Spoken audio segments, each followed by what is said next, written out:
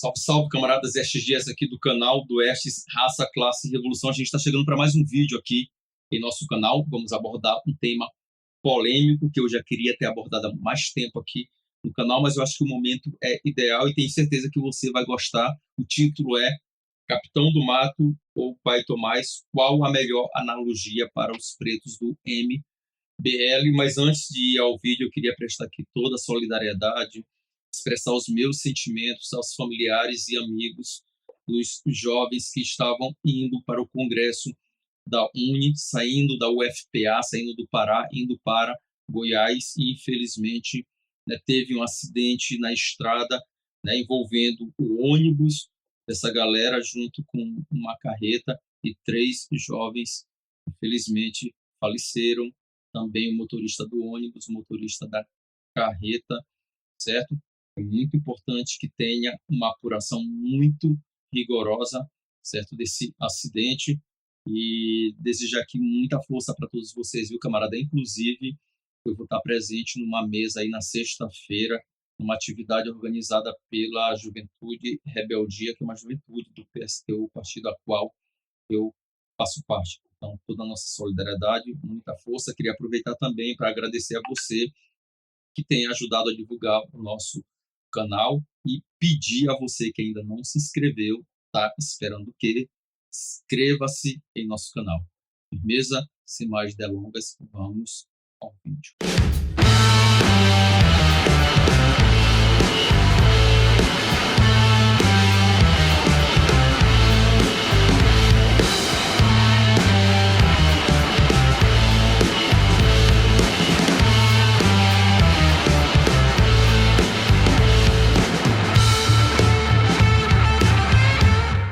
Nós vamos iniciar aqui a nossa conversa reagindo a um vídeo que o Guto Zacarias postou em suas redes sociais. Para quem não sabe, o Guto Zacarias é um jovem negro, certo? Deputado estadual de São Paulo, uma das figuras públicas mais importantes do MBL e da direita de São Paulo, figura pública negra, certo? E vamos encerrar esse vídeo lendo um trecho de um texto, de um discurso do Malcolm X, que, na minha opinião, foi quem melhor caracterizou esse tipo de negro, muito além da sua época histórica. Firmeza? O vídeo que o Guto Zacarias postou nas suas redes sociais foi postado agora no início do mês, certo?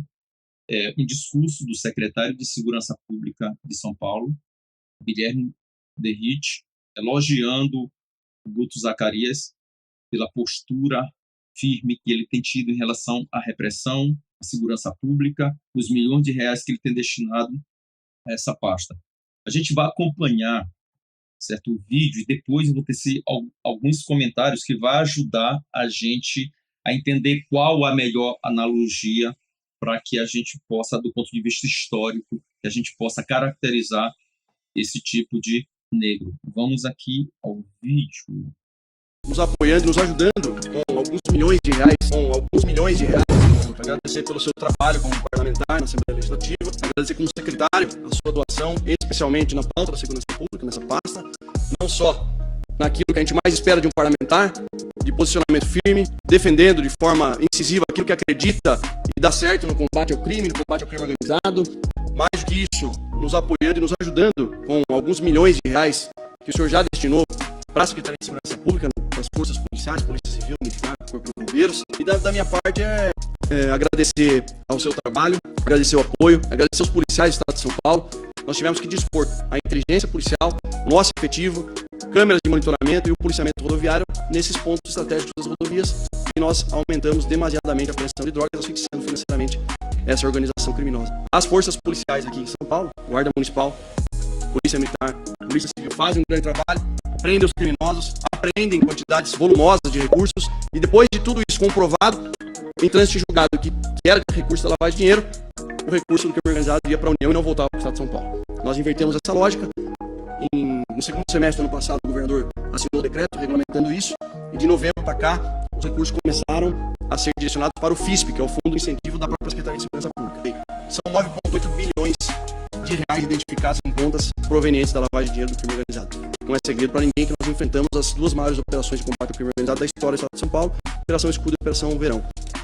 Amplamente criticada por alguns setores da mídia, porém aplaudida pela população de bem, que cansou de ver essa tentativa do crime organizado de criar um Estado paralelo dentro do Estado de São Paulo, coisa que nós jamais permitiremos. Esse vídeo, Guto Zacarias postou em suas redes sociais dias antes da onda de execuções praticada pela PM de São Paulo, de Guilherme Derrite, desse secretário de Segurança Pública, de Tarcísio de Freitas, contra jovens negros, pobres, inocentes. E o mais impactante de todos foi o Paraisópolis, que os policiais não sabiam que estavam com a câmera ligada e executam a sangue frio jovens que estavam com as mãos na cabeça. Até o momento, Guto Zacarias, os pretos do MBL e da ultradireita de São Paulo não prestaram qualquer solidariedade com esses familiares, com familiares desses jovens que foram assassinados. É mentira o que eles dizem e defendem a repressão para conter a bandidagem. Essas pessoas eram inocentes. Você não prestou solidariedade, Guto Zacarias, com o Guilherme, o operário que foi executado pela PM de São Paulo, não nas suas redes sociais. Mas para quem não sabe, quem é Guilherme Derrite, o indivíduo que está fazendo elogios ao Guto Zacarias? Guilherme Derrite, o secretário de Segurança Pública do Estado de São Paulo, foi rejeitado pela Rota, a polícia mais violenta do Brasil. Sabe por quê? Porque, na época, o comando da Rota achava que o currículo do Derrite tinha sangue demais. E ele tinha muitos homicídios nas costas. E o Derrite só vai ser incorporado à Rota em 2009, quando o comando da Rota muda e entra o Paulo Telhada, que é um coronel com um perfil e um histórico muito parecido com o de Guilherme Derrite. Mesmo assim, 4 anos depois, o Derrite foi afastado da corporação pela quantidade de homicídios que ele praticou. E 2 anos depois, vaza um áudio desse mesmo, hoje, secretário de Segurança Pública de São Paulo, o áudio de uma formação que ele estava dando para policiais, em que ele diz com todas as palavras: ser vergonhoso um policial ter 5 anos de carreira e não ter assassinado pelo menos 3 pessoas. É esse indivíduo que o Guto Zacarias está defendendo. E por que, apesar disso, na minha opinião, é equivocado caracterizar indivíduos como o Guto Zacarias, como Fernando Holliday e outros da direita e da ultradireita brasileira como Capitão do Mato. Vou explicar por quê. O Capitão do Mato é uma figura típica das sociedades escravistas como o Brasil. Tá? É o indivíduo responsável, mas muito importante para a preservação da escravidão. Uma figura fundamental, não foi uma figura secundária. Tá? O similar do Capitão do Mato nos Estados Unidos eram os patrulheiros, tá? Que surgiu na Carolina do Sul e depois se expande por todo o país, na época chamado de 13 colônias. E esses patrulheiros, a diferença deles para o Capitão do Mato, o patrulheiro tinha essa função de recapturar escravos, de perseguir escravos fugidos, reprimir escravos fugidos, a mesma do Capitão do Mato aqui no Brasil, com uma diferença. Os patrulheiros eram brancos, todos brancos nos Estados Unidos, e depois da abolição da escravidão que se deu com a Guerra de Secessão, esses indivíduos, alguns deles, vão ser figuras fundamentais para organizar grupos supremacistas como a Ku Klux Klan. No Brasil, não. No Brasil, em função das características da formação da escravidão no Brasil, o capitão do mato não era branco. E porque isso tem a ver com uma estratégia dos senhores de escravos para conter as rebeliões escravas no Brasil. O Brasil foi o país que mais recebeu africanos na condição de escravos. E aqui era muito mais explosivos do que nos Estados Unidos. Onde surgia uma senzala, automaticamente surgia um quilombo, porque as rebeliões eram permanentes. Era uma sociedade extremamente atravessada pela violência de classes, dos senhores numa ponta, dos escravos na outra. Por isso, estrategicamente, os senhores de escravos dividiram a classe de escravos, né? Uma divisão, dividindo, impondo uma hierarquia cromática. O que é isso? Aqui, no período da escravidão, branco era branco. Os escravos, os africanos, poderiam ser pretos, negros, pardos, mulatos, mestiços, e assim sucessivamente. Ou seja, estava dividido numa gradiente racial. E o capitão do mato, ele não poderia ser branco, mas na maioria das vezes também não era aquele negro. Ele geralmente estava nessa condição aí intermediária, que era um negro com uma outra caracterização. Justamente para que ele não pudesse ter unidade com o universo dos escravos do Eito, certo? E ao mesmo tempo também que ele não era considerado um branco, então ele gravitava entre esses dois universos. E isso, do ponto de vista psicológico, da forma como explica o Clóvis Moura, fazia com que esses indivíduos fossem extremamente violentos e perigosos. Agora, ele tinha um poder importante, que era o poder de exercer a violência extrema, porque ele tinha a coragem e a disposição de fazer aquilo que o senhor de escravo queria fazer e não tinha coragem de fazer. Eles eram extremamente violentos. Mas não era da confiança. O senhor de escravo não confiava nele 100%, assim como o Tarcísio de Freitas e o Derrite confia no Guto Zacarias. Por quê? Porque o capitão do mato não era um indivíduo que andava só. Ele tinha as suas forças auxiliares. Tá? Tinha suas forças auxiliares. Ele não ia só recapturar os escravos. Um grupo de escravos. Destruir mocambos. Destruir quilombos. Então, ele tinha um certo poder. Só para dar um exemplo. O quilombo de Palmares durou aproximadamente 70 anos. Tá? Derrotou o exército português em 18 investidas. Até que a coroa portuguesa contrata o Domingos Jorge Velho, foi que comandou a expedição que destruiu o quilombo dos Palmares. Domingos Jorge Velho era um capitão do mato.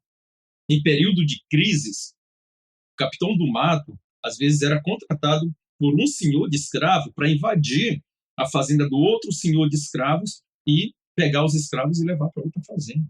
Ou recapturar um escravo de um senhor de escravo e passar para outro. Então, ele não era uma figura 100% de confiança por parte da escravocracia da época, ao mesmo tempo que era temido. Portanto, não dá para caracterizar esses indivíduos, porque eles não possuem o poder de exercer a violência. Esse poder é do Tarcísio Freitas, esse poder é do Derrite, que possivelmente é, do ponto de vista da analogia histórica, mais próximo dos patrulheiros brancos dos Estados Unidos. Tá? Portanto, a analogia que mais se aproxima desse tipo de preto é aquela feita por Malcolm X, que é a do pai Tomás. Malcolm X, na verdade, nem fala pai Tomás, tá? Ele fala tio Tom, que é o personagem do romance, né, A Cabana do Pai Tomás, que é o preto da casa, tal como era o pai João aqui no Brasil, o preto da casa. E antes de entrar no tema, só para lembrar, a Globo fez uma novela com base nesse romance, A Cabana do Pai Tomás, em 1979, para vocês entenderem a importância desses indivíduos. Em 1979. Sabe por quê? Porque, à época, a ditadura militar, havia um ascenso negro no Brasil, que culminou com a construção, a fundação do Movimento Negro Unificado, o MNU, que foi fundado pela Convergência Socialista na época.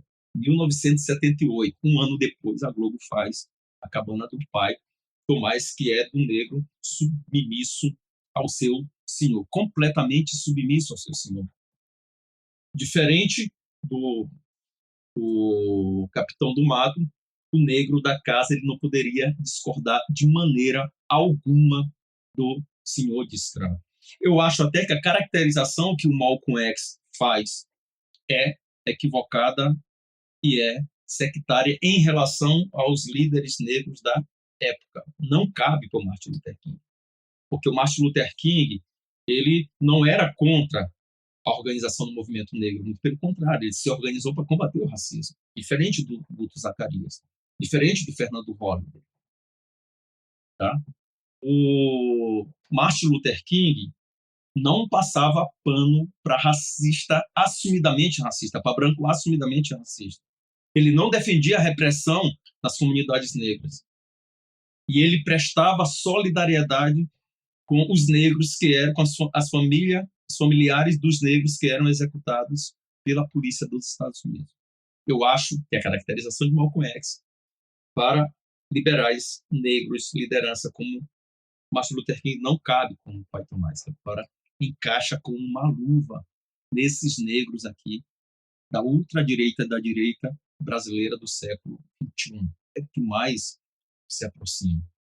Porque esses negros, o Clóvis Moura, ele também faz uma caracterização do comportamento desse negro, tá? Do ponto de vista sociológico, tá? Ele pega os elementos que foram, né, que foram desenvolvidos aí por Frantz Fanon no livro Pele Negra, Máscara Branca, e ele estuda o comportamento do negro a partir de documentos da época mesmo, do período da escravidão, o negro da casa e o negro do eito, o grau de submissão do negro da casa, tá? E depois ele tenta fazer uma analogia com os negros liberais ali da época em que ele escreveu o livro Dialética Radical do Brasil Negro, na década de 80, e é justamente isso. Tá? Esse negro da casa, para se dirigir ao Senhor, ele tinha que moderar o tom de voz. Mas com o negro do eito, ele falava em tom agudo, em tom alto, de maneira violenta. Tá? O negro da casa, ele não poderia, não é que romper com o Senhor, ele não poderia contrariar o seu Senhor. De maneira alguma. O Clóvis Moura fala aqui, inclusive, o tratamento que eles davam para o senhor de escravo, para os filhos dos senhores de escravos, para a esposa dos senhores de escravo, era bem melhor do tratamento que ele dava para para a sua própria esposa e para os seus próprios filhos. Ele não poderia contrariar de maneira alguma o senhor de escravo. Tá? De maneira alguma. A confiança era 100%. A concordância era 100%. Tá? E Malcolm X consegue fazer muito bem essa caracterização. E vejam bem, o Guto Zacarias e o Fernando Holliday, essa galera toda aí, eles têm que se demonstrar mais felizes com esse tipo de repressão do que quem reprime. Tá? Quem reprime, porque eles são os intelectuais orgânicos, como eu falei. Eles não têm o poder de reprimir, mas eles são os intelectuais orgânicos pretos que legitimam esse tipo de repressão, esse tipo de ação contra a comunidade negra, porque também sofre daquilo que o Frantz Fanon fala de complexo de inferioridade. Então, como ele não consegue colocar isso contra os racistas, né, um problema que ele tem, que é um problema interno, ele canaliza isso contra os próprios negros, contra o movimento negro. Por isso que esses indivíduos se direcionam, atacam o movimento negro e as organizações antirracistas de maneira mais veemente, mais violenta do que os brancos racistas. Nenhum branco do MBL tem coragem de atacar o movimento negro, da mesma forma como o Guto Zacarias e o Fernando Holliday, que não é mais do MBL, atacam. Não tem coragem. É um nível de submissão impressionante e que ficou caracterizado na falta de solidariedade a esses negros que foram executados pela polícia de São Paulo, e o Guto Zacarias dizendo que tem orgulho de ser um dos deputados que mais destina emendas para a repressão em São Paulo. E aí eu queria concluir com vocês aqui, tá, pegando justamente um trecho, tá, de um discurso de Malcolm X. Malcolm X fez o nome desse discurso é Mensagem às Bases, tá? Que é um discurso histórico de Malcolm X, é o mais conhecido de todos, quando Malcolm X trata ali do preto do eito, do campo, e trata do negro da casa. Eu vou fazer a leitura para você entender como que essa analogia encaixa perfeitamente nesses pretos da ultradireita brasileira e da direita brasileira. Abre aspas. Haviam 2 tipos de escravos, o negro da casa e o preto do campo.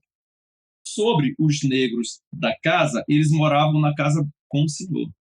Vestiam-se muito bem, comiam bem, porque comiam a comida que os brancos deixavam.